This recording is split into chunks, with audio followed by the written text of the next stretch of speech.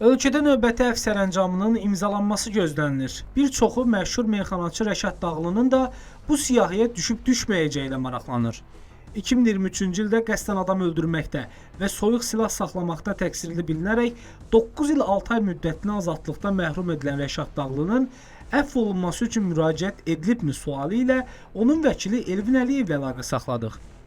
Vəkil Rəşad Dağlı ilə bağlı danışmaq istəmədiyini bildirdi. Bəs görəsən Rəşad Dağlı əfv edilə bilər? Hüquqi baxımdan Rəşad Dağlının əfv olunması tamamilə mümkündür. Bildiyimiz kimi onun törətdiyi cinayət, yəni qəsdən adam öldürmə cinayəti Azərbaycan qanunvericiliyinə görə ağır cinayətlər kateqoriyasına aiddir. Ancaq qanunvericilik ağır cinayət törətmiş şəxslərin də əfvdən yararlanmasına imkan verir.